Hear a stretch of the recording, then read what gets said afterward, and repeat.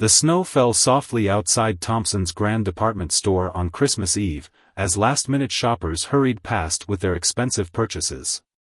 The store's owner, Robert Thompson, stood near the entrance, his stern face watching the crowds while workers began closing up for the night. At 70 years old, his silver hair and tailored suit gave him an imposing presence that made people nervously step aside. As the last customers left, a small figure caught his eye. A little girl, no more than 7 years old, stood in the falling snow.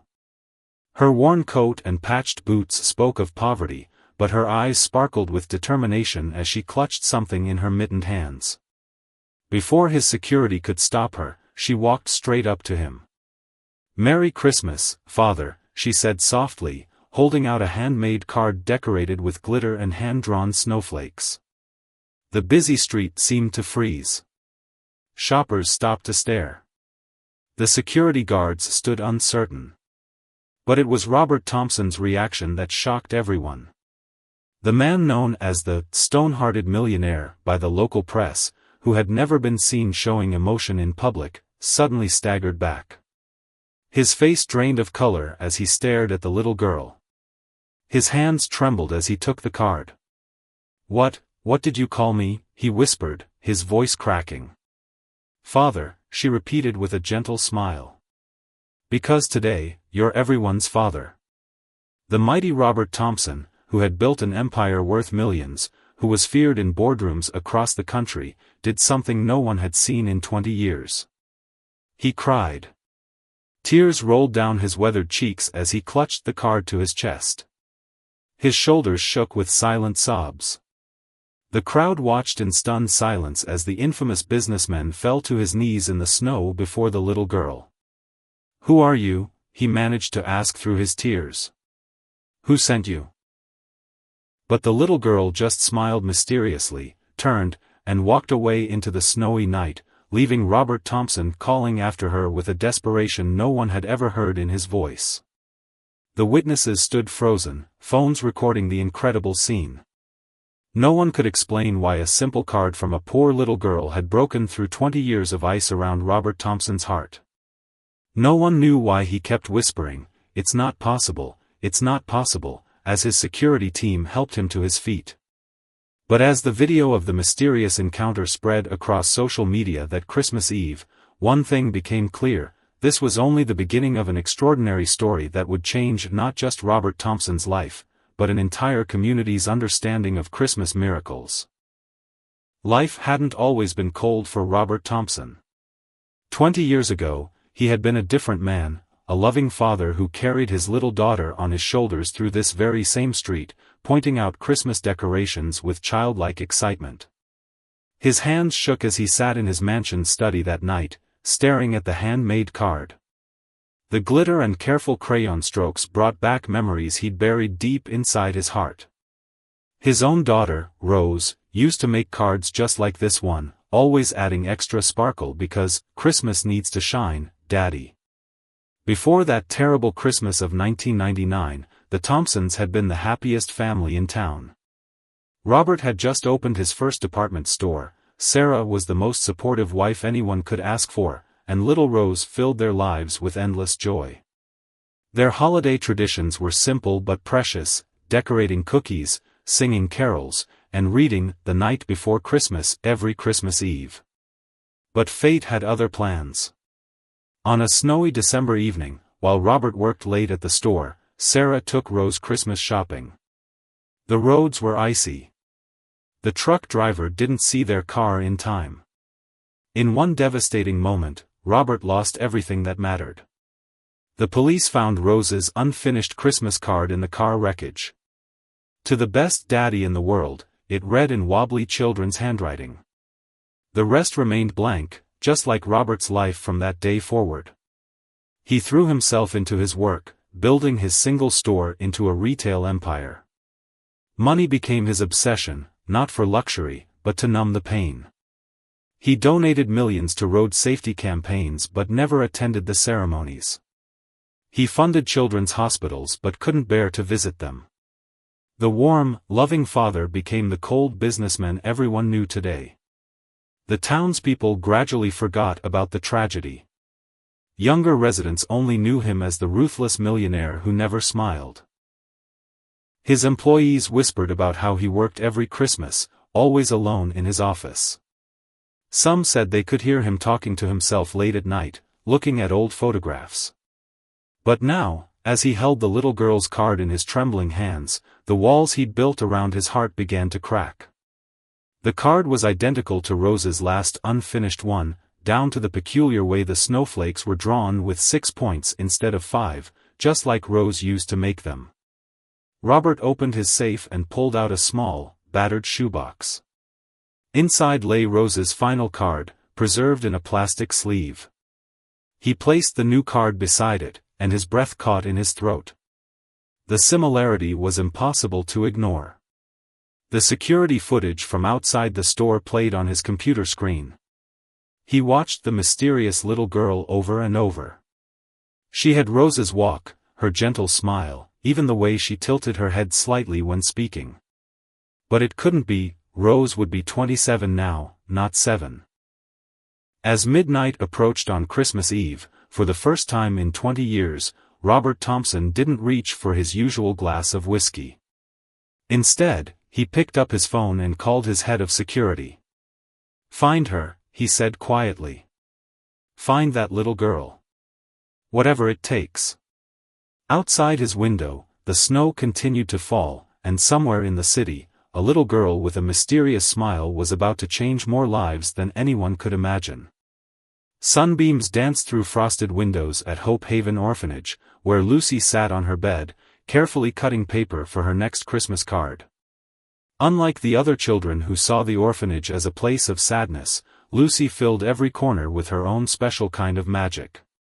Miss Betty, the elderly caretaker, watched from the doorway as Lucy worked. The little girl's bed was the only one surrounded by colorful paper chains and twinkling lights she'd made from old foil. Even in threadbare clothes, Lucy carried herself with a grace that made her different from the other children. "Why do you make so many cards, dear?" Miss Betty asked, watching Lucy carefully glue another sparkly snowflake. "Because everyone needs to feel like they have a father on Christmas," Lucy replied without looking up, her small fingers carefully adding glitter to the edges. Around her lay dozens of cards, each made with the same loving care. The other children called her the Christmas Angel, because she seemed to know exactly who needed her cards the most. Last week, she'd given one to Mrs. Parker, the grumpy lunch lady. The next day, Mrs. Parker brought cookies for everyone, her eyes suspiciously wet. The month before, she'd handed one to the sad man who cleaned the streets. He'd started singing while he worked ever since. What nobody knew was that Lucy had a secret. Every night, she dreamed of a man with kind eyes who read her stories and carried her on his shoulders. In her dreams, he called her Rose and promised to love her forever. The dreams felt more like memories, but Lucy couldn't explain why. She'd arrived at Hope Haven 5 years ago, found wandering near the old cemetery with no memory of her past. The only clue was a tattered photograph in her pocket, a happy family in front of a Christmas tree. The photo had faded so much that the faces were barely visible, but Lucy kept it hidden in her treasured wooden box.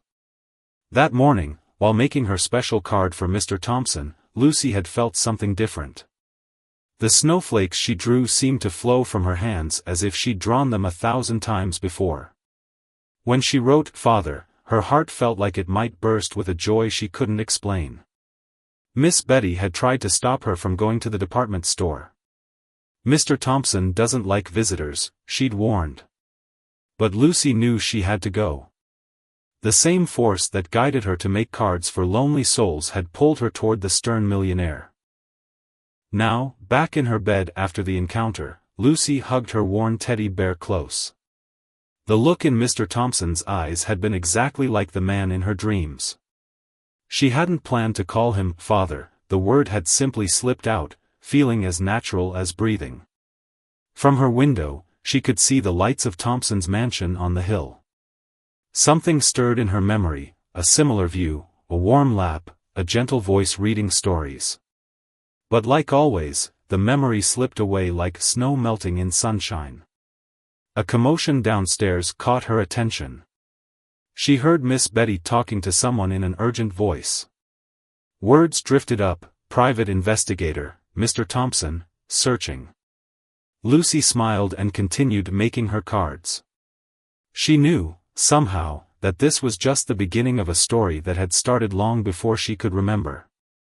Her heart told her to wait. All the best Christmas tales unfold in their own perfect time. In the distance, church bells began to ring, and Lucy hummed a familiar tune she didn't know how she knew, her fingers moving automatically to create another six-pointed snowflake. The morning after Christmas, Robert Thompson sat in his study surrounded by old photographs and yellowed newspaper clippings. His private investigator, Tom Wheeler, stood nervously by the desk, holding a thin folder. "The girl's name is Lucy, sir. She's been at Hope Haven Orphanage for 5 years, Tom reported, his voice hesitant. "But here's where it gets strange. She was found on December 24, 2019, near Mountain View Cemetery." Robert's hand froze on his coffee cup. Near where Sarah and Rose are buried?" "Yes, sir. And the timing of her appearance, she was found exactly 15 years after your family's accident, to the day." Tom placed a photo on the desk. "This was in her possession when they found her." Robert's coffee cup crashed to the floor. The faded photograph showed him, Sarah, and Rose in front of their Christmas tree. The last photo they'd taken as a family. He'd been searching for this photo for 20 years, it had disappeared from his wallet the day of the funeral. "Impossible," he whispered. "This was in my wallet. I lost it." "There's more," Tom continued. "The orphanage records show Lucy has a unique habit. She makes Christmas cards with six-pointed snowflakes. And sir, she seems to know things she couldn't possibly know." Robert leaned forward. "What things?" "She hums a specific lullaby. The caretaker recorded it in her files because it seemed unusual.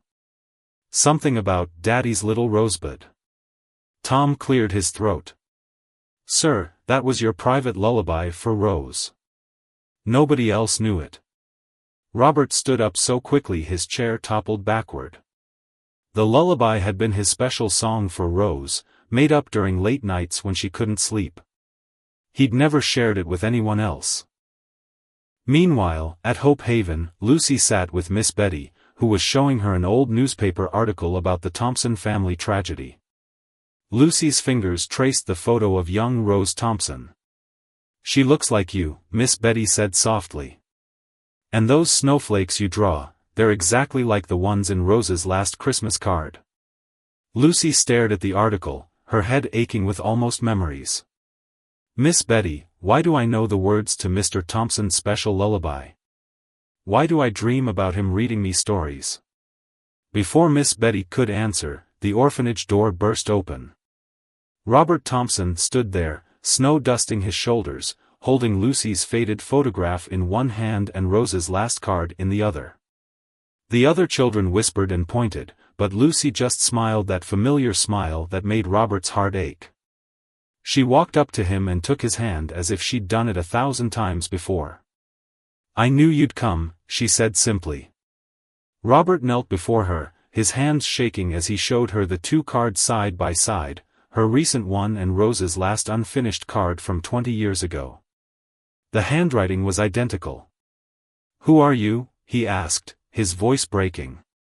"How do you know these things?" Lucy touched the old photograph gently. "I see them in my dreams, the stories, the songs, the snowflakes. I dream about a daddy who loved his little rosebud more than anything in the world." In the silence that followed, even the oldest orphanage staff members wiped away tears. The mystery was deepening, and nobody could explain how this little girl knew things only Rose Thompson could have known. Robert Thompson, the man who hadn't believed in anything but cold hard facts for 20 years, felt something he thought he'd lost forever: hope. The town buzzed with whispers as Robert Thompson's black car pulled up to Hope Haven day after day. Inside his study, stacks of documents grew higher as he and Tom Wheeler pieced together an impossible puzzle. "The doctors confirmed it, sir," Tom said, placing another report on the desk. "Lucy's DNA doesn't match Rose's from the hospital records. She's not your daughter's child either, the age doesn't match up. But these coincidences..." Robert barely heard him. He was focused on Lucy's Christmas card, particularly the message inside that he hadn't shared with anyone. Written in that hauntingly familiar handwriting were words only his Rose had known: "Dear Father, remember the star you hung too high? The one that fell and broke, but we glued it back together? It's still in the attic box marked Rose's treasures. Some broken things just need love to be fixed. Love, Lucy." Robert had checked the attic the night before. The star was there, exactly where the card said, still showing the crack from 20 years ago. Nobody else knew about that star, it had been his and Rose's secret, a tiny accident they'd never told Sarah about. At Hope Haven, Lucy sat with Miss Betty, showing her a drawing she'd made. It was the view from a window, a specific window in the Thompson mansion that had been Rose's bedroom. Lucy had never been inside that house. "And in my dream," Lucy explained, "there's a secret panel behind the flowery wallpaper. It has a tiny door where she, kept her special things." Miss Betty called Robert immediately. Within an hour, workers were carefully removing the wallpaper in Rose's old room. The panel was there. Inside, they found a small diary with Rose's secret things written on the cover. Robert opened it with trembling hands. The last entry was dated December 24, 1999, the day of the accident. "Dear Diary, today I asked the Christmas angel for something special. Not toys or candy, but for Daddy to never be alone. The angel said some wishes take time, but love never really goes away. It just finds a new way home. Love, Rose." Lucy read the diary entry out loud without looking at the page, as if she'd written it herself. The room fell silent. That evening, as snow began to fall again, Robert found another card hidden inside the old diary. It was unfinished, yellowed with age, showing the same six-pointed snowflakes. But what made his heart stop was the message inside: "Dear Daddy, if you're reading this, the Christmas angel kept her promise. Love always finds its way home, even if it takes a different path. Sometimes it comes in a new card, with the same old snowflakes. Love always." The signature was missing, but tucked into the card was a small feather, identical to the one Lucy had used to decorate her card to him on Christmas Eve. As Robert drove home that night, his mind swirled with questions. Science said one thing, but his heart felt another. How could a little girl know so many secrets? Why did she appear exactly where and when she did? And why did looking into her eyes feel like seeing Rose again? The answers would come, but not from documents or DNA tests. They would come from a source as mysterious as Christmas itself, the pure, unshakable faith of a child who somehow knew she belonged exactly where she was. In her bed at Hope Haven, Lucy smiled in her sleep, humming the special lullaby only two people in the world had ever known. Robert sat in his office, staring at the wall of evidence he'd created. Photos, cards, diary entries, and newspaper clippings covered every inch. 20 years of grief had taught him to trust nothing but cold facts. Yet here was Lucy, defying every logical explanation. The door opened softly. Mrs. Chen, his housekeeper for 30 years, walked in with his evening tea. She paused, looking at the wall of memories. "Sometimes, Mr. Thompson," she said gently, "the heart knows things the mind can't explain." "But it's impossible," Robert whispered. "Rose is gone. I buried her. Lucy can't be the same Rose?" "No." Mrs. Chen smiled. "But perhaps she's a gift. A second chance sent by someone who loved you enough to keep a Christmas promise." That night, Robert visited Sarah and Rose's graves for the first time in 20 years. The groundskeeper, old Mr. Johnson, approached him slowly. "You know," Mr. Johnson said, "the night we found Lucy, the strangest thing happened. All the snow around your family's grave had melted in a perfect circle, even though it was below freezing. And there was just one set of small footprints, leading away." Robert remembered Rose's last diary entry about the Christmas angel. His hands trembled as he placed Lucy's card against the headstone. "Sarah," he whispered, "what am I supposed to do?" The wind rustled through the trees, and for a moment, he thought he heard Sarah's laugh, the one that always made everything clear. At Hope Haven, Lucy was packing her few belongings. The other children gathered around, asking questions she couldn't answer. "Are you really Rose Thompson? How do you know all those things? Is Mr. Thompson going to adopt you?" Lucy just smiled, folding her worn sweater. "Sometimes love is like a snowflake," she said. "It falls from heaven in a new shape, but it's still made of the same love." Miss Betty watched from the doorway, remembering all the times Lucy had known things she couldn't possibly know. The lullaby. The star. The secret panel.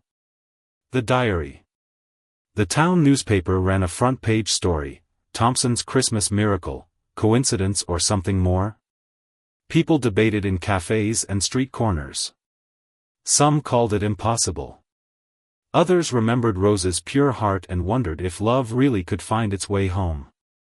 Robert arrived at Hope Haven that evening, his decision made.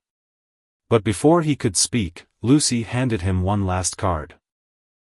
Inside was a drawing of their family, him, Sarah, and Rose, but with something new. A Christmas angel in the background, wearing Sarah's smile, watching over a new father and daughter finding their way back to love. "Some people will never understand," Lucy said softly, taking his hand. "But you do, don't you?" Robert looked into eyes that held both mystery and truth, remembering Rose's last wish for him to never be alone. Science couldn't explain Lucy, but his heart didn't need explanations anymore. "Yes," he said, squeezing her small hand. "I understand now." Outside, the first snow of a new beginning began to fall, each flake a perfect 6 points, each one a tiny miracle falling from heaven to earth, finding its way home. 1 year had passed since that fateful Christmas Eve. Thompson's department store glowed with warmth as Robert placed a star on top of a Christmas tree in the main window, the same star that had once broken and been glued back together with love. Inside, Lucy danced through the aisles, placing handmade cards on random shelves for shoppers to find. Each card carried the same message: love finds a way home. The town had changed. Where once people hurried past with heads down, they now stopped to chat and share smiles. Robert's employees no longer whispered about the cold-hearted boss. Instead, they told stories about his daily visits to children's hospitals, reading stories just as he once did for Rose. "Look, Daddy!" Lucy called out, using the name that now felt as natural as breathing. She pointed to an old photograph hanging in the store entrance, the Thompson family from 20 years ago, next to a new one of Robert and Lucy building a snowman. Mrs. Chen had framed it with a simple caption, "Love's Second Chance." The store now stayed open late on Christmas Eve, not for sales, but for a special celebration. Children from Hope Haven came to sing carols, their voices filling the once silent halls. Among them stood Miss Betty, watching Lucy hand out hot chocolate with the same gentle grace that had first broken through Robert's frozen heart. "She's changed him completely," a customer whispered to Miss Betty. "How did she do it?" Miss Betty smiled, remembering the mysterious footprints in the snow, the impossible knowledge, the love that defied explanation. "Some Christmas miracles aren't meant to be understood," she said. "They're just meant to be believed." Robert watched Lucy sharing cookies with her friends from the orphanage. The private investigator's reports lay forgotten in his desk drawer. The DNA tests and scientific explanations didn't matter anymore. What mattered was the love that had found its way back to him, wrapped in the innocent wisdom of a child who somehow carried Rose's heart. That evening, as the store closed, Lucy tugged Robert's hand. "Can we visit them?" she asked softly. At the cemetery, they placed roses on Sarah and Rose's graves. Lucy sang the special lullaby, their lullaby, as snow began to fall. "Do you think they're happy?" she asked. Robert looked at the little girl who had brought him back to life, who knew things only love could explain. "Yes," he said, his voice sure. "I think they sent you to make sure we both found our way home." A wind brushed past them, carrying what sounded like distant laughter, Sarah's laugh, Rose's giggles, and for a moment, the snow swirled in a perfect circle around them, just as it had the night Lucy was found. Hand in hand, father and daughter walked home through the gentle snow, their footprints marking the path of a miracle that began with a Christmas card and a child's unwavering love. Behind them, on Sarah and Rose's headstone, a single perfect snowflake landed, 6 points, just like Lucy's drawings, glinting like a tiny star fallen from heaven to remind them that love never truly dies. It just finds a new way to shine. Christmas Eve arrived again, marking 2 years since Lucy first walked into Robert Thompson's life. The department store had transformed into a place of joy, its windows telling their story through photographs and handmade cards preserved behind glass. Tonight was special. Robert and Lucy stood together on the store's front steps, surrounded by a crowd of townspeople. The old Thompson's department store sign was being replaced with a new one, Rose and Lucy's Christmas House. "This store was built on love," Robert announced, his voice strong and warm. "First by my Rose, who taught me that every day should have Christmas magic. And then by Lucy, who brought that magic back when I'd forgotten it." Lucy, now 9, stepped forward with a big red ribbon. "This isn't just a store anymore," she declared. "It's a place where everyone can find their way home to love." Inside, the changes were remarkable. One floor had become a year-round Christmas wonderland where children from Hope Haven worked part-time, making cards and crafts sold to support the orphanage. Another floor housed a free library filled with Christmas stories, where Robert read to children every Sunday, just as he once read to Rose. Miss Betty, now the store's official Christmas card coordinator, watched Lucy teaching other children how to make her special 6-pointed snowflakes. Some mysteries didn't need solving, she decided. Some were simply meant to remind us that love was the greatest miracle of all. That evening, as snow fell softly outside, Robert and Lucy sat in their favorite corner of the store. The old star glowed above them, its crack now barely visible, a reminder that broken things could be made whole again by love. "Daddy," Lucy said softly, "do you still wonder about who I am?" Robert pulled her close, remembering the frightened, lonely man he'd been before her arrival. "I know exactly who you are," he replied. "You're the answer to a Christmas wish made by a little girl who loved her daddy enough to make sure he'd never be alone." Lucy smiled that familiar smile that still made his heart catch. Together, they began singing the special lullaby that only they knew, their voices joining with the Christmas carols floating through the store. Outside, passers-by stopped to watch father and daughter through the window, their hearts warming at the sight. They'd stopped trying to explain the mystery of Lucy long ago. Instead, they simply accepted that sometimes, love found its own way home. As night fell, a single star shone brighter than the rest, casting its light on the new store sign. And if anyone looked closely enough, they might have seen a familiar 6-pointed snowflake pattern in its glow, a heavenly reminder that Christmas miracles still happened, especially for those who remembered to believe in the power of a child's love.